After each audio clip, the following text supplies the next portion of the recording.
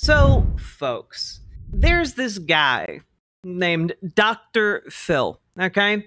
Now, Dr. Phil is not a great guy. He's mostly known for doing a television show where he offers folksy, common sense seeming solutions to people in the midst of severe mental health crises. And shock of all shocks, it's not good advice. For context, half this piece is crescendo, the other half flips. I will click on that link and we'll watch it later. So Dr. Phil's bad. He sends children to like camps with known like sexual abuse histories. It's really really bad.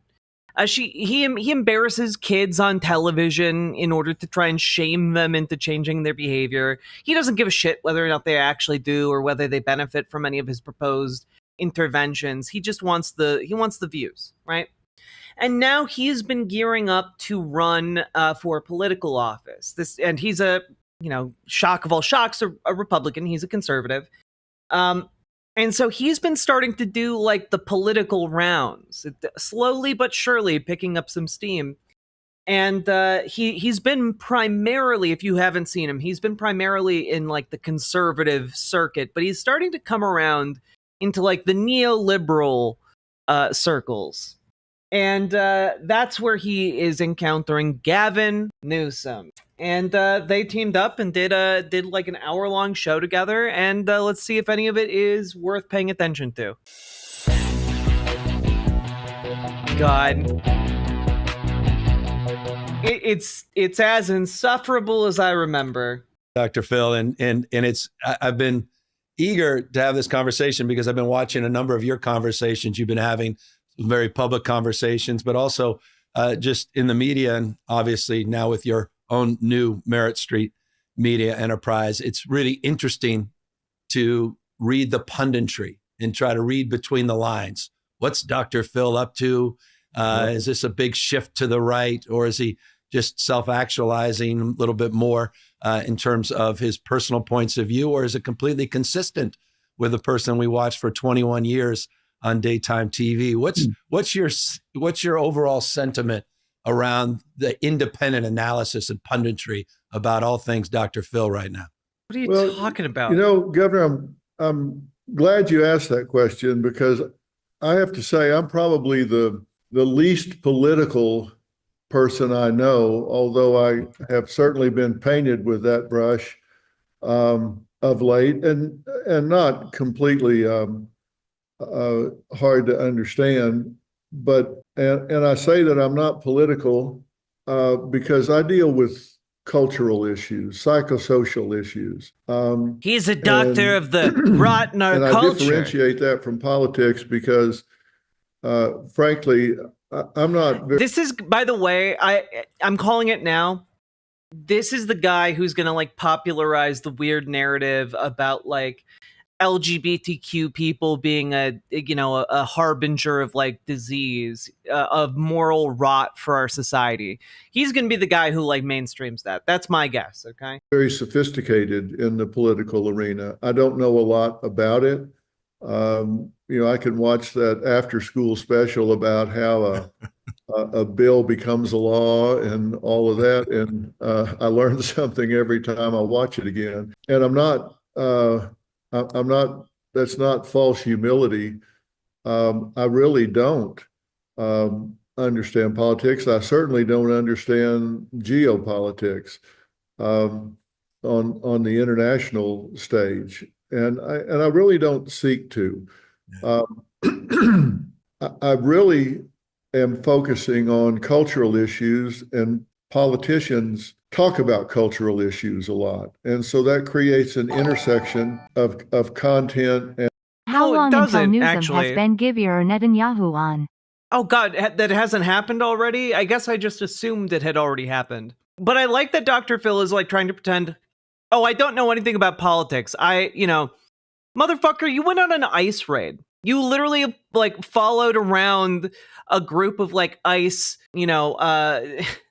Gestapo members, watched them detain like a family of nonviolent folks, and you said, you know what? I'm not a real politics guy, but I'm going to keep talking about the cultural issues because, well, That's not real politics, you know? Look, chat. It's proof of Oprah's detrimental effect on society. See also Mehmet Oz, John of God, True. and the Satanic Panic. Sake Tanuki, thank you for the 5 tier 1 subs, and Very Knifey Duck, thank you for the $5 dono.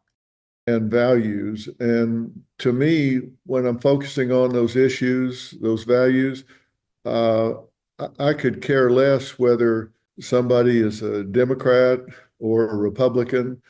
I'm not sure there's a whole lot of difference when we really boil it down to where people really stand.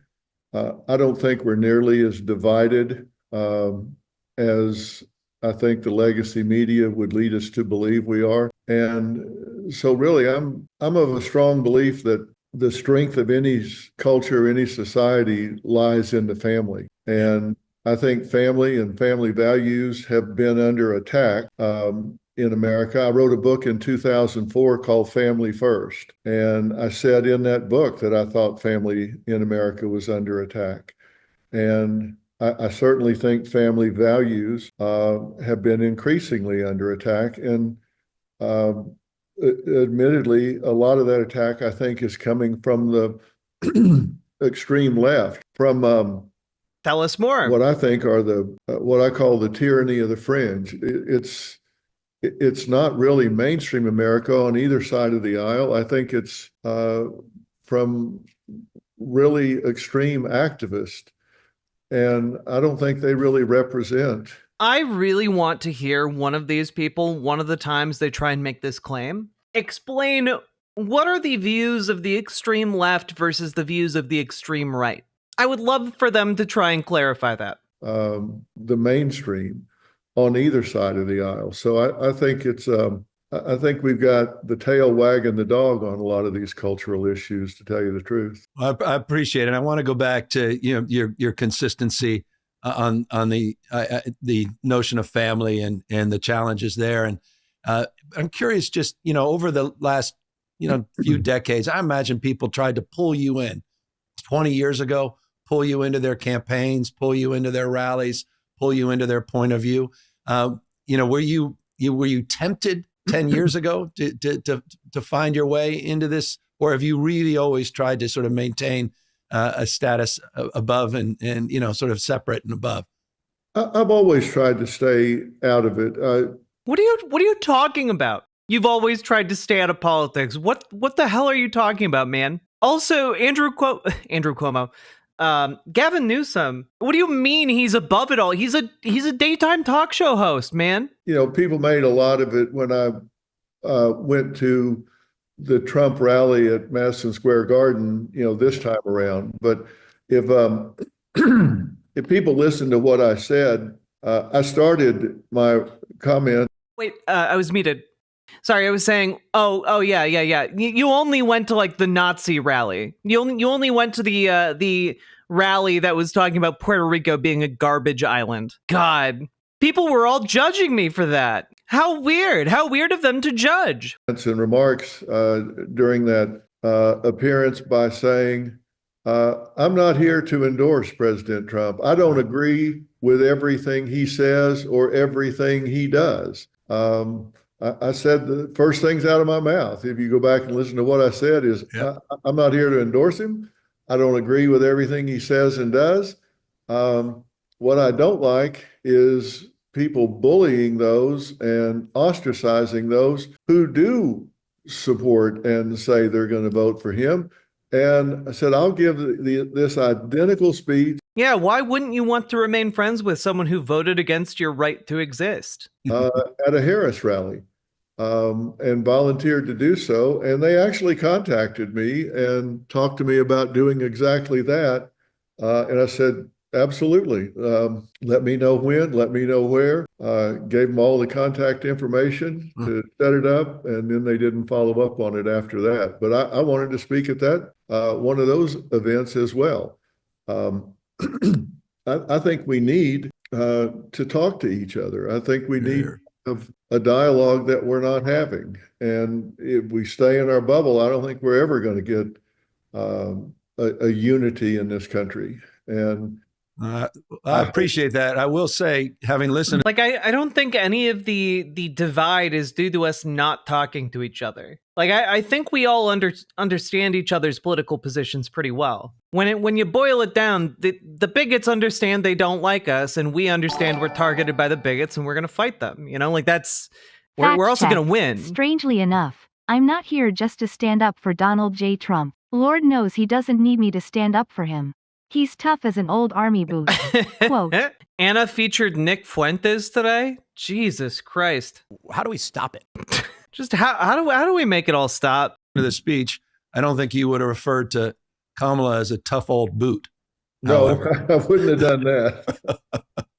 I'd So have it's actually changed that line for sure. There'd be a few lines. By the way, was it the president himself that reached out directly to you to get you to speak at that rally, or was it members of the campaign team? Were they aggressively seeking your participation? They were, and I had already interviewed President Trump, and I've known him for 20 years.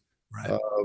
I haven't spent a lot of time with him, but I've known. I'm not very political, but I do know personally the former president of the United States, now current president of the United States. Him for a long time, and I'd interviewed him for my show in the past, and had known him, like I say, not well, but had known him personally away from television and away from all that. But his team asked me to come and interview him, and I had asked to interview him when he was running his campaign, and he agreed. And then they asked me to make an appearance there, and I said I would, but I'll decide what I say, and it will probably be different from what you hear from everybody else. And they said that's okay. They agreed. No, well, it's the answer is no unless you ask, and so I certainly appreciate the fact that they were able to diversify the number of voices that were participating in not only those rallies, but some a little more toxic than others, including at that rally, sort of infamously. But some. So how about you? Are you going to run in 28? Well, you're jumping right into that. I want to jump first, though, into what you just launched, which was Merit Street Media. And so after 21 ridiculously successful years running your own show, you decided to move and did this pivot. And you did it as well, writing a book that goes to a lot of the issues that you're raising, including on the issue of family, called We've Got Issues. But tell us a little bit more, because I'm not sure everybody is fully familiar with this larger media company, not just sort of the work you're doing as a host yourself, but what you're trying to achieve at Merit Street. Well, I did spend 21 years at CBS, and I have to say it's was a wonderful experience, and I made wonderful relationships at CBS. They'll forever be a warm place in my heart, and got nothing but good things to say about my experience there. I was led. Okay, we're gonna speed this up a little bit because I don't care about his time at CBS. Their daytime lineup. Of course, it was syndicated, so they weren't all CBS stations, but that was my primary station group. I had great primetime shows on CBS as well, and are working on some with them now. We're still in business together. But I wanted to do more than that. I felt like an hour a day was not enough time to really do the things that I felt like I wanted to do, because I was not comfortable and was very troubled by a lot of what I was seeing going on in this country. And like what? Are you troubled by the gays? Like what is troubling you, doctor? I'll tell you a story. I was sitting in our kitchen in California, where we were living at the time, and I was flipping back and forth. Robin and I were sitting there having dinner, and we were kind of flipping back and forth and going from one kind of news channel to another news channel to another news channel. And I was really frustrated by saying, this is so much propaganda, so much spin. You can't really tell. You'd be on one channel, flip to another, and they're talking about the same events or incidents, and you can't even tell they're talking about the same thing. Amen. Because they're spinning it so much. Yep. And I said, this this just drives me crazy. The media's driving me crazy. Why won't they just tell you what happened? And without even looking up from dinner, she said, well, why don't you do something about it? You are the media. And she said, your ratings are bigger than both of them combined. Why don't you do something about it? And that was really the genesis of it, because I wanted to own the debate lane in America. I wanted to have a platform where I could bring. But you're not a good debater. What? Two sides together, or three sides, or four sides, if if necessary, to give people the facts and let them make up their own mind. And because it's such a big issue in California, homelessness, for example, there are more than two sides to homelessness. People have different theories about how to resolve this. Why is housing so expensive? Do you do home first, or do you work on getting people back on their feet and they earn their right to be given housing and shelter, or is that a fundamental human right? There are different sides to those issues. You think, well, how could you be debating over that? On the one hand, if you don't work, you perish. And on the other hand, it's a fundamental human right that we all help each other and ensure that we survive together. There are many different ways to think about this. Jesus Christ. It's the first time I think I've ever seen someone both sides being alive, For that, but they're hugely passionate, different sides on even that. How many subs to fuck off with this?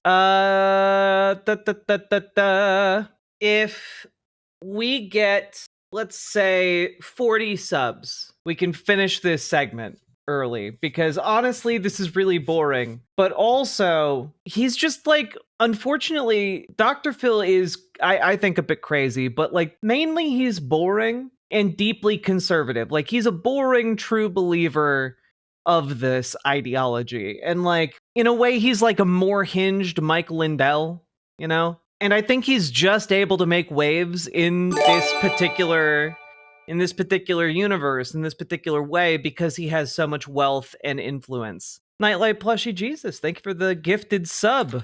We're on our way. We're on our way to 40, folks. Issue. And I do give both sides a chance to talk about that, and we have great and intelligent decisions. Right now, this for example, he's giving this story, right? He's giving this story, but he's not using any specifics. He's just this one time I brought two people together to debate, and we have great, intelligent, discussions. And it's just what? Who gives a fuck? How is that useful? Israeli Palestinian conflict. Oh my God. I've taken very bold positions on that, and it is astounding to me. I'm hearing things. I'm a sub. Do I count towards the total? College campuses that I never thought I would hear in my lifetime. The anti-Semitism that I'm. Why are you all knowing, guys? You knew that it was going to come to this. You knew that he was going to go down this route, right? You knew. He went to the student protests and shook his head in shame at seeing people begging for Palestinians to be spared slaughter. I'm hearing. And I have given a platform to, at we can one still time it was pro-Palestinian, now it's pro-Hamas. This is straight up demonstrations in favor of a terrorist group that has killed 48 Americans since its formation. Citation needed. How many of these pro-Hamas demonstrations are you seeing here? Is the pro-Hamas demonstration in the room with you right now? Is it hiding behind your bar that we can see on screen? What are you talking about, Dr. Phil? In the early 1980s. And I find that difficult to understand, how we have young American students conflating the two, conflating Hamas. It's because they're not pro-Hamas. They're anti-genocide. And there is a distinction there. And even if you're going by, I saw a pro-Hamas protest, genuinely, I want to know how prevalent you think that is, and I want you to back that up with data. Okay? Protesting for Hamas, which is a terrorist group that has killed Americans and until recently was holding American hostages. They still have 4 that are not alive, but the last American hostage was just released, Don Alexander. And I spoke with his parents the next morning on the air and had a wonderful celebratory interview with them. And I'm hearing things on these campuses that tell me that we're just not teaching critical thinking among our young people anymore. And that's very troubling to me. So, and I've given a voice. What is the critical thought? Walk us through it, Dr. Phil. If it's such a critical point for us to grasp with our puny, illogical brains, surely walking through it with us will help us understand why it's okay to do a genocide and why it's okay to vilify those thinking that it's not okay to genocide an entire race of people. Walk us through it, Doctor. voice to those and been criticized for giving a voice to the pro-Palestinian, pro-Hamas side. But I think people need to hear what they think and how committed they are and how misguided I believe they are. But I do give them a voice so people understand what we're up against. No, and I appreciate that. And, you know, in not that I've stress tested what you've been saying along these lines, not specific to the conflict in the Middle East, but more broadly about trying to find a lane, a little bit more balance. I watched specifically your 100-day analysis of the Trump administration, and I thought it was extraordinarily fair. You made some points that were very. Okay, real question. Why should anyone on this earth give a single fuck about what Dr. Phil thinks about the first 100 days of Donald Trump's time as president? Why does anyone care? God damn. Not revelatory to me, but I thought important to make, particularly on the issue of immigration, of which you received criticism. At the same time, you're hardly anti-immigrant, but you made a point on that 100-day show that I think underscores the point you're trying to make.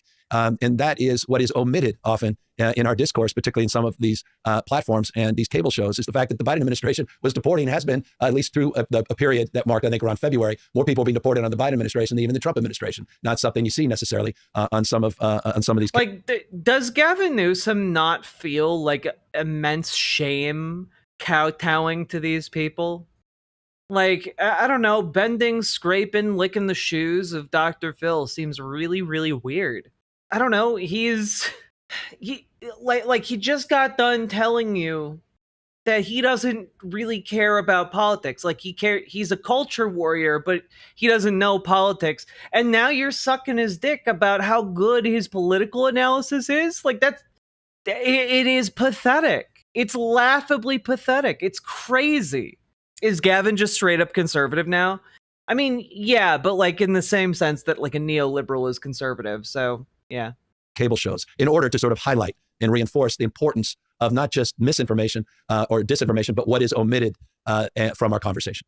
No, we're embedded with ICE, and they've allowed us full access at Merit TV. And let me tell you, when I say full access, there are no guidelines. Now, to be completely fair, there are some rules in terms of not disclosing certain investigatory techniques that they have. But other than not disclosing things that might put agents' lives in danger, there are no rules. We can show every case. They're not cherry-picked cases, and we're able to show everything that is going on. And I just watched the mischaracterization, and I've come to know Tom Homan very well. This is a very sincere and compassionate man, and they have three primary. He's a very sincere and compassionate man. If you're American, and if you're not American, he wants to destroy your family. I don't play cover. Don't play cover for literally the scum of the earth. Goals. Number one is the worst first.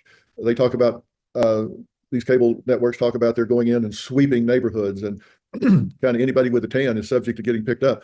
That is absolutely not true. I have seen that they are going after the worst first, that they build a file, they know where these people. It's absolutely not true based on what I've seen.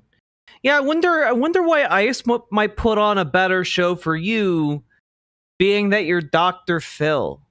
They're not going to take you on milk runs, Or if they do, they're going to hype it up to you and just tell you lies, They know what they're guilty of doing, and they target them. These are targeted arrest warrants that they're executing and taking these people out. So that's their number one goal. They wanted to close the border. They've effectively done that. And then number three is to find the missing children, because there are hundreds of thousands of children that have gone missing. Many are known to be sold into the sex trade or the forced labor trade. And those children need to be rescued. Now, some of them have found their way to family. Just ignore what we do in our privatized prisons in the United States when we talk about children in forced labor, okay?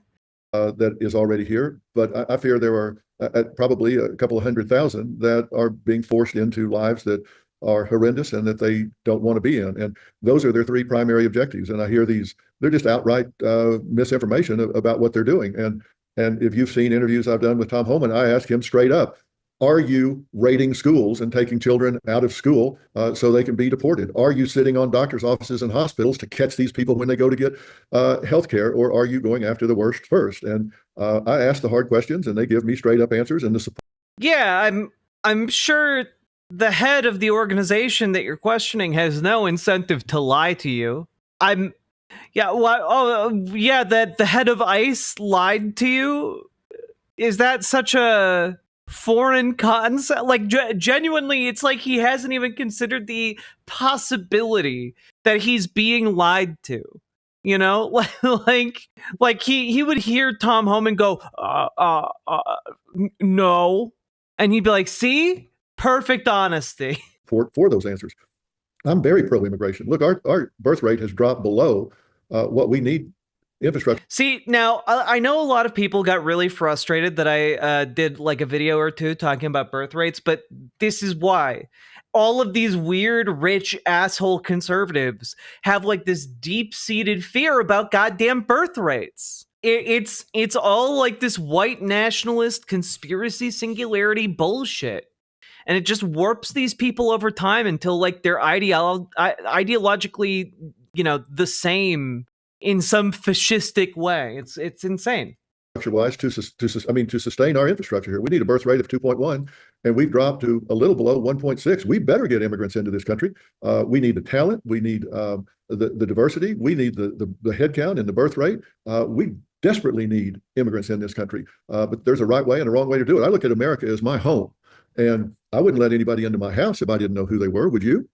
I don't think anybody would, but we've done that. We've let millions of people into this country without knowing who they are. And clearly, some of those are on a terror watch list, and they're here now.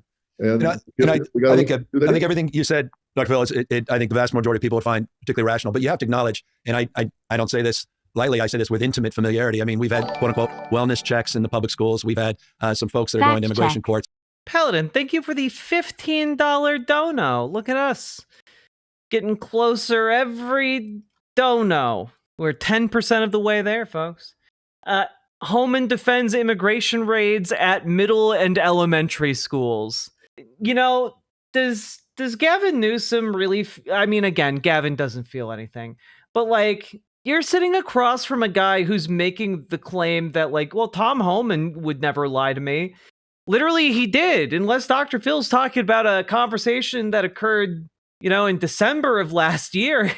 Oh, God. That are being picked up in and around immigration courts. There's been a chilling impact across the country, not just in states like California. We had a lot of day laborers picked up in California. We had a federal judge intervene under a lawsuit and actually admonished some of the Border Patrol for their activities in respect to that, or ICE. But I do appreciate there's an intensity of anxiety and a lot of rhetoric that is thrown around that is not nuanced. And I don't know that the president himself is aiding and abetting in finding some common ground here. He uses some pretty extreme language, which I think kind of chills the conversation and chills, I think, our capacity to sort of find some common ground on legitimate concerns around border security and thoughtful and comprehensive strategies to get the best and the brightest from around the world. Well, I think there's a right way and a wrong way to get into the country. And I don't think these people are being picked up that are here legally. And if they are here legally, then they don't have anything to worry about. If they came in illegally, not at a point of entry, then they are subject to being removed. That in and of itself is a crime, is it not? No, and I'm not denying that, but you asked, and again, I'm not looking to get in a debate about immigration policy. I'm just seeing some nuance in terms of the language, and I think some of the rhetoric and the reality on the ground is someone that is on the ground addressing some of that reality. It's not just the worst first. It may be, that may be the policy, but that's not necessarily the practice. As it relates to those that are here without documentation, you've got folks from Newt Gingrich that was supporting amnesty in 1985, Reagan himself that did the amnesty bill shortly thereafter. And obviously we've got to address those that have been here for decades. I don't imagine we want to get all of them because they're quote unquote here illegally. As we're sitting here, imagine you are being confronted by someone who's saying essentially that, like, yeah, we should just like get rid of human rights for undocumented immigrants and get them all out of the country so that they can come back here legally. Ignore the fact what we're talking about while doing so is amounts to a mass ethnic cleansing and would immiserate everyone and cost us untold amounts of money for literally no benefit. And instead of addressing any of that point, you start just wandering down like how good of an idea it is actually to like deport a ton of people. Just you want to draw a line somewhere so you don't deport like everyone, but you want to deport most of them. Like, do you understand how like fucking crazy that is to adopt that position? It's insane. Like Gavin Newsom is gone. Like, this guy, as far as I'm concerned, is a Republican op at this point. and send them and deport them all back. I do not imagine you're arguing for that. No, but here's the thing. And let me argue another side of this. We've got an immigration court that is horribly dysfunctional. Yep. It takes 7-8 years. Yeah, ridiculous. Court date. And that is a broken system. We need to fix that. 100%. When you've got somebody that maybe they have a legitimate reason, a compelling reason to get out of their home country for safety reasons, for fear of violence from gangs or whatever, and so they make application to the United States, and we say, great, here's a court date in 2032. Well, I'm sorry, I got people coming by my house threatening to cut off my arms and legs on a daily basis. 2032 doesn't really work for me. We've got to fix that. I 100% acknowledge that. Yeah. On the other hand, if we've got people that are here illegally, they're either here legally or they're not here legally. And so we have to take some ownership in the fact that we've got a broken system for getting processed into this country. That's right. It doesn't change the fact that we have people that are here illegally. And most of them are not fleeing. They're here fleeing violence. Yeah, so maybe we could, instead of deporting them, give them a pathway to citizenship, thereby legitimizing their presence here. And then we don't have to spend all of the money and effort to deport them, actually. They're here for economic reasons. And this is the greatest country in the world. Of course, if I was in El Salvador or somewhere and had a dirt floor and pennies a day for wages, would I want to be in America? Of course I would want to be in America. We've got to do some things on our end to make this more functional. I agree with that. And I hate these sanctuary guidelines where they will not cooperate with ICE agents to get someone that is true. Balthazar, making them citizens doesn't take up time. Now, I'll also say that, there might be some bureaucracy or bureaucratic steps involved to become a citizen. But you could just offer a pathway to citizenship and then properly fund immigration courts so we can process the amount of claims being made appropriately. So it doesn't take 10 years to get into the country in a mildly legal way, Currently in custody, which means they've broken the law, and local law enforcement has had reason to pick them up and detain them. If you tell ICE about that and they can come get them and take them out at that point, you're going to have a whole lot less of the people you're talking about get arrested when they go into the community. Then you have one ICE agent on one bad actor and they're gone. If they have to go into the neighborhood, they're going to arrest that person and they're going to check everybody that's around them. And that's, as you know, Dr. Phil, I mean, in California, I can only speak for myself as governor. We've cooperated in that respect with folks that are in custody in state prisons, over 10,000 specific examples of that kind of cooperation. So not a lot of daylight on that. I guess I'm just more concerned about the larger rhetoric that everyone's here, quote unquote, illegally, which I get on the technical terms, but the notion of what the heck we do about it. I agree with you on need for comprehensive reforms. I think the asylum system is broken. There's been all kinds of bills rejected by both parties to address this issue. There was a bipartisan immigration package that Rubio himself, among many others, supported to deal with immigration backlogs and judges and address some of those concerns, but they seem to get just watered down or eliminated because of the toxicity of our politics. And that's my concern now, is how the hell do we soften that edge, which I think you want, so we can find unity and common ground and unify the country, which you talk a lot about. But how do we begin to do that in a more rational way? I think rhetoric still matters, does it not? Words are powerful. Yeah. Words are absolutely powerful. And, when I see things happening, and I see it a lot with the death threats and hate speech and rhetoric that I get when I come out and condemn what happened on October 7th in Israel. Yeah. And by the way, just for the record, I flew to Israel right after the 7th and met with leadership. I don't think anyone's giving you shit for standing in solidarity with a country that just got hit with a terrorist attack. The weird issue is that you are then doubling, tripling down as that country retaliates by doing an ethnic cleansing / genocide. That's the weird part. We actually brought a hospital, the field hospital, with us. So I appreciate that condemnation. I want to make that clear. Well, and I know you made that trip, and I was so glad to see you do that. I spent 21 years in California, and I was proud to see you take the initiative to do that, because you didn't have to do that.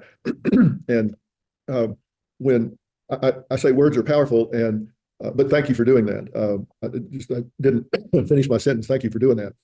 I think the rhetoric has gotten way out of control. When you shoot 2 people on the street in Washington, D.C. outside a museum. And Milgram, the young woman, she grew up in Overland Park, Kansas. I mean, this is not an activist that... Wyoming has 584,000 people. The national average is 6.8 million. We can accept millions. Genuinely. Yeah. We have plenty of space and resources. We can make it happen. Sake, thank you for the 5 tier 1 subs.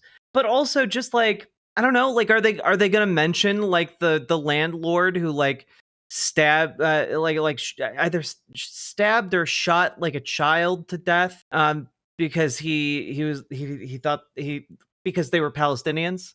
Like, is he going to mention like the Palestinian kids who got targeted somewhere on the East Coast a couple months ago? Like, again, like, there are instances here, and it is a selective outrage, you know, and that's weird to me because I'm outraged by all of the violent attacks, and I feel like it's not that hard to be. Whereas they just can't seem to muster any amount of empathy for like Palestinian victims. Is really driving the story here. And the young man was an Israeli Christian, for God's sakes. And they kill these two people and then start yelling, "Free Palestine, free Palestine." Can I say that those shootings were due to out of control and fiery rhetoric? I have no proof for that. And I don't make claims if I don't have empirical evidence to support it. But common sense. Like, are you guys going to talk about the fact that polling came out of Israel that like shows that like some like 49% in like are in favor of ethnically cleansing and killing every Palestinian?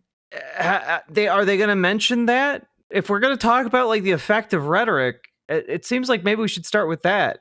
Suggests that this kind of rhetoric that people that maybe were deranged to begin with, marginalized to begin with, looking for a cause, celebrate.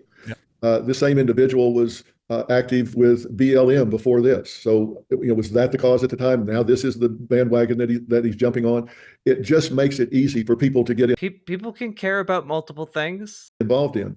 And we've got to tone down the rhetoric. And when you see, Harvard and UPenn and Columbia University, I want them to be very specific about the rhetoric. Like, what specifically about the rhetoric do you want toned down? Notice it's just very vague. It's always so vague with these people. The leadership there, not only condoning, but in some ways, I think enabling and empowering this. I think we've lost our way. I mean, these young people, I think, are being agitated from the outside as well as the inside. And this isn't free speech, Governor. This is okay. So they're being like young people are protesting because of like planted protesters from whom? Fact check. The US has a population density of 37 people per square kilometer. The world average is 55 per square kilometer. We could take on 164 million people and still not be at the world average. That's actually crazy. Thank you for the $10 dono, Paladin. We're now at 6 subs towards 40. Are we? Did I miss? I missed the 5. That's on me. We're actually at 11. This has gone beyond that.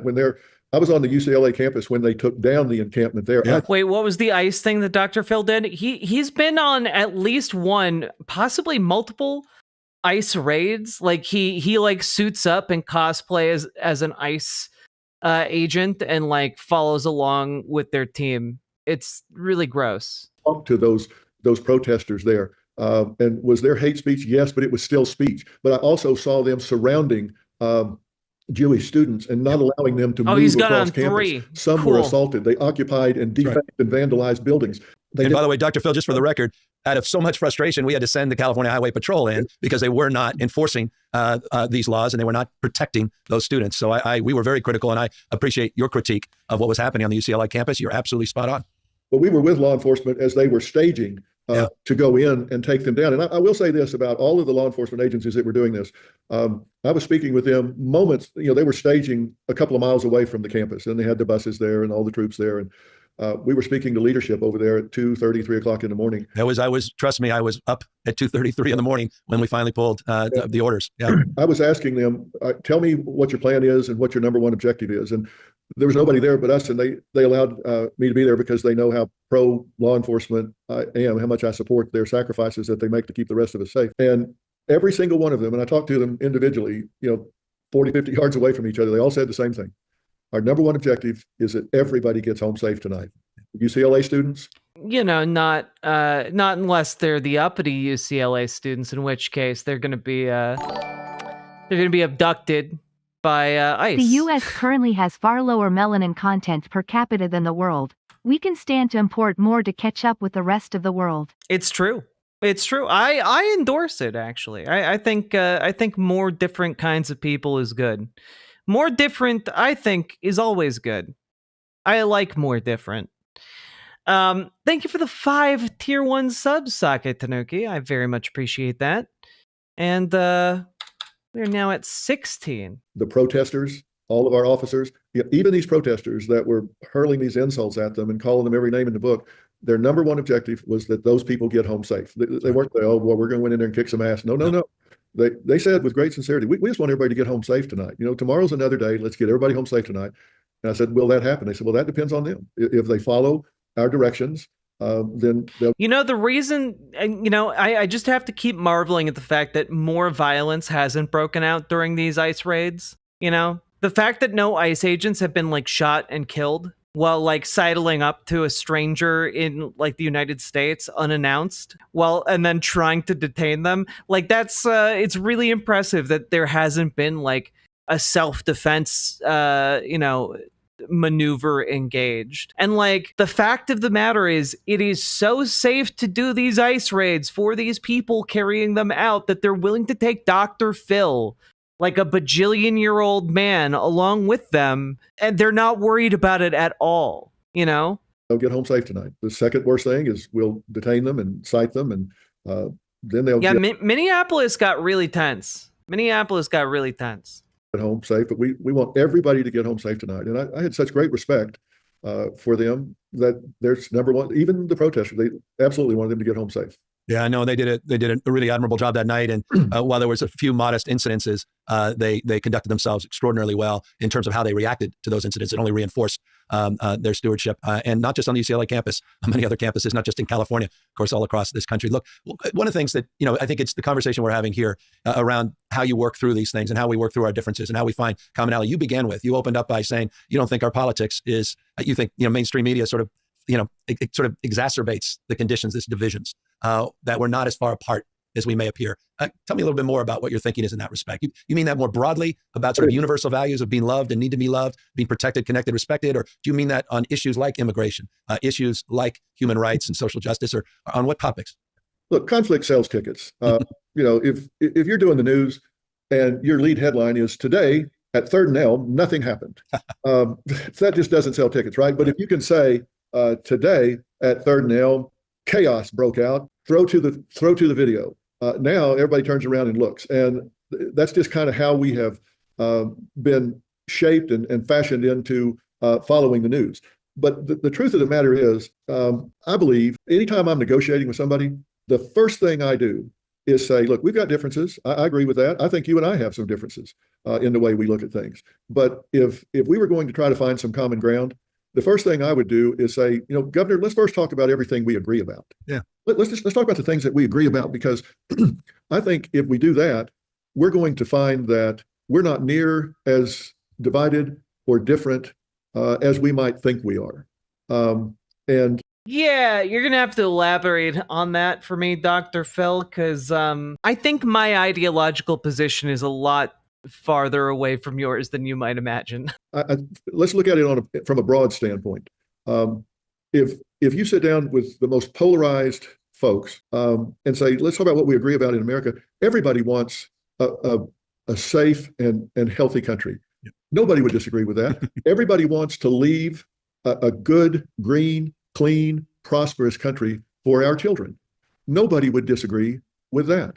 Everybody wants us to have a strong economy. Everybody would agree with that. Yep. Everybody wants us to be a good leader in the world and set a good example for other countries. Everybody would agree with that. Now, we might disagree about how we go about achieving those things, but everybody would agree with where we're trying to get. Yep. And I think one of the most... Yeah, but that's the issue, Dr. Phil. That's kind of like the crux of the issue is that, yeah, everyone can generally agree that they want things to get better and not worse. The issue is how you go about making things better is what makes the difference. Because if making things better is, well, you make things better for the rich at the expense of the poor, then, that's a problem, It really depends on a lot of these circumstances, the context around making things better. So, we can all unite that we want things to be good and not bad, like, isn't actually that profound of an idea. Critical days in this country's history was 9/12, not 9/11. 9/11 was one of the darkest days in our history, of course. But on 9/12, everybody woke up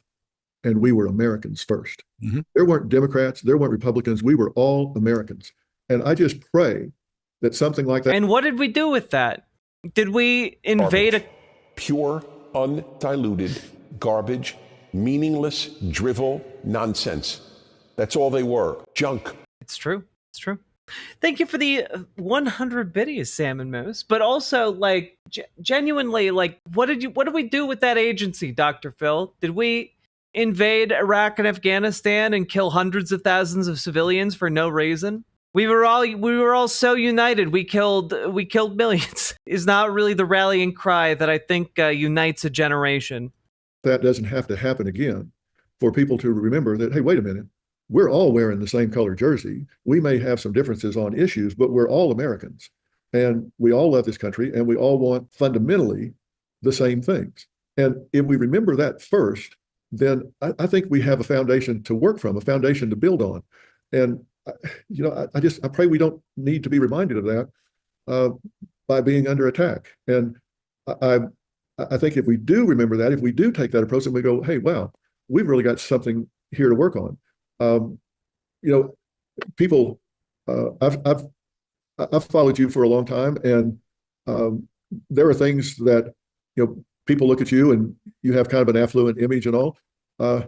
People don't know that, and I learned one of the things that you and I have in common is we both come from pretty poor backgrounds. Yep. Both had to work real early in our lives, and shared some common difficult experiences early in life of trying to make it and get by and find this job and then that job. And when I learned those things about you several years ago, all of a sudden I said, I understand how he's gotten. Imagine growing up poor and you grow up to be like middle-aged, older, and like you decide, fuck you, got mine. Time to screw over the little guy. Burn down the ladder I took to climb. It sucks. It sucks. These people disturb me maybe the most in our society. Where he is, because this guy understands hard work and putting the time in to get where he's going. And my whole opinion changed when I learned some of those things. And there are things that I disagree with you on. I disagreed with you on some of the things you did concerning COVID and shutting things down and how long and this, that, and the other. But I didn't have questions about your intent. Phil has settled multiple lawsuits for SAW. His first wife said in the divorce that he cheated dozens of times and was emotionally abusive. He settled several lawsuits for abusive workplace. I wonder if Gavin Newsom's going to ask about any of that. I'm kidding. I'm not actually wondering that. I know that Gavin Newsom's not going to do that, actually. It'd be cool if he did, though, right? Like, wouldn't it be neat? Be kind of cool. Attention, just your choices, and I always knew that this was something I could sit down and talk to you about because I knew that you knew the value of hard work and what families put in and how important it was. And I felt like people don't take time to find out who they're talking to, what their history and what their values are. And tune in for our continued conversation with Dr. Oh God, I would rather not. Holy shit, it was already too long. We did it. We made it through. Yeah, Gavin Newsom is cuddling up to all of the conservatives. And when I mean all of the conservatives, I mean like a week or so ago, his last show was with Newt Gingrich. And if you know anything about politics... Gavin Newsom will ask as many hard questions as Cuomo will answer. Yeah. If you know anything about politics, guys, Newt Gingrich is basically patient zero for the modern conservative bullshit. Riverboat Jack is coming to town. All the viewers gather around. Twitch and YouTube and switchy streams. All that content is bursting the scenes. Politics, daily, plenty more. Your sense of fashion you'll adore. So grab your stuff and hop aboard. We're going straight to Jack's Discord. Riverboat Jack.